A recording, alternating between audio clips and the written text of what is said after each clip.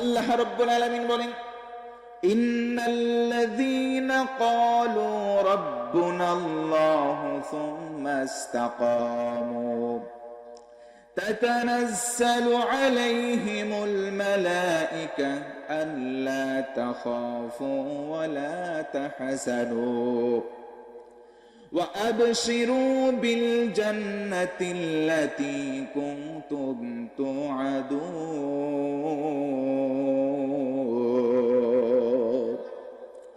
আল্লাহ রাব্বুল আলামিন বলেন, নিশ্চয় আমি তোমাদের রব আল্লাহ।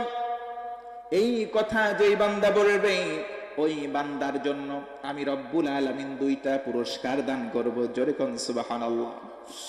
যেই ব্যক্তি বলবে আল্লাহ আমার রব, যেই ব্যক্তি বলবে আল্লাহ আমার সব, আল্লাহ বলেন গোলাম তোমার জন্য দুইটা পুরস্কার দেব। মুসলমান ভাইরা বলেন তো পুরস্কার দেবেন কয়টা? এক নম্বর পুরস্কার হলো, প্রত্যেকটা মানুষ একদিন ইন্তেকাল করবে, মারা যাবে।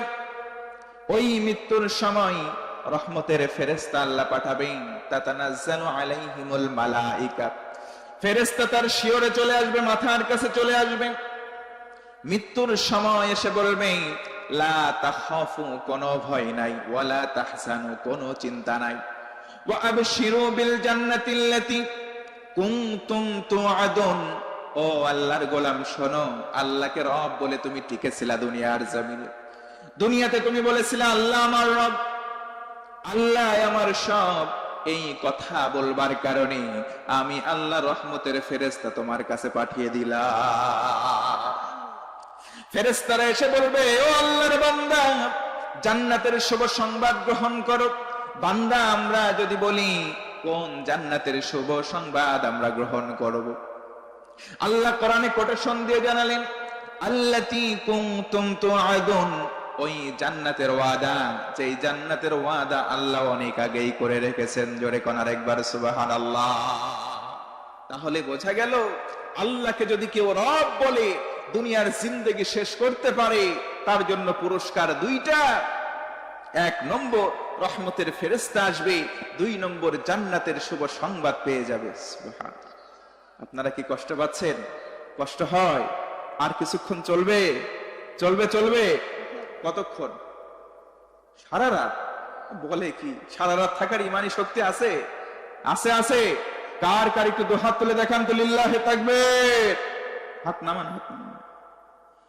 আপনারা অধিকাংশরাই হাত তুলছেন ভাই, লক্ষ্য করছেন কিনা জানি না, আমি কিন্তু হাত তুলি নাই।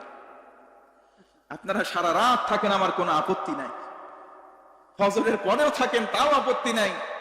কিন্তু কিছুক্ষণ পরে আমি নেমে এদিক দিয়ে বিদায় নেব।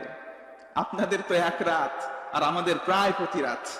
আল্লাহ পাক আমাদের এই মহাব্বতটা কোরআনের জন্য, এই মহাব্বতটা যেন আমাদের মৃত্যু পর্যন্ত জারি রাখার তৌফিক দান করে, পড়ে না আমিন। তাহলে বুঝে থাকলে বলেন, আল্লাহ তাআলা আমাদের রব, এ ব্যাপারে কারো সন্দেহ আছে নাকি ভাই? সন্দেহ আছে? কোরআনের কথা বুঝতে হলে ভাই একটু মনোযোগ আমাদের আকর্ষণ করা লাগবে। তো আমি জানতে চাচ্ছি মনোযোগ আছে তো ভাই? আল্লাহ বলেন, ওয়ানুনাজ্জিলু মিনাল কুরআনি মা হুয়া শিফা ওয়া রাহমাতুল লিল মুমিনিন ওয়া লা ইয়াসিদুয যালিমিনা ইল্লা খাসারা। এই কোরআনটা হচ্ছে মুমিন মানুষের জন্য ঔষধ স্বরূপ। আচ্ছা ভাই বুঝে থাকলে বলেন, ঔষধের মধ্যে দুইটা স্বাদ আছে, একটা মিষ্টি আর একটা তেতো। কথা বলেন ঠিক কিনা? তো মিষ্টি ঔষধ, বিশেষ করে হোমিওপ্যাথিক, ছোট বাচ্চাদের যখন দেওয়া হয় বারবার ওরা খায়। এই যে বুনবুনি ওষুধ আছে না, মাঝে মধ্যে লুকায় রাখবেন, ও টুল নিয়ে চেয়ার নিয়ে উঁচু জায়গা থেকে পেরে চুরি করেও খায়। কথা বলেন। তার মানে বোঝা গেল মিষ্টি ঔষধ বারবার মানুষ খেতে চায়। আর ঔষধ যদি একটু তেতো হয় ভাই, দুই হাত দুইজন ধরে, দুই পা দুইজন ধরে, মুখ একজন হা করে ধরে, আরেকজন ঢেলে দেয়, তারপরে মুখের মধ্যে নিয়ে করে ফেলে দেয়। কথা বলেন ঠিক কিনা? তার মানে বোঝা গেল আল্লাহ বলেন এই কোরআন আল কারীমটা হচ্ছে ঔষধ। ঔষধ যদি দুনিয়ার ঔষধের দুইটা স্বাদ পায়, এই কোরআনের ঔষধেরও দুইটা স্বাদ থাকার সম্ভাবনা আছে। কথা বলেন ঠিক কিনা?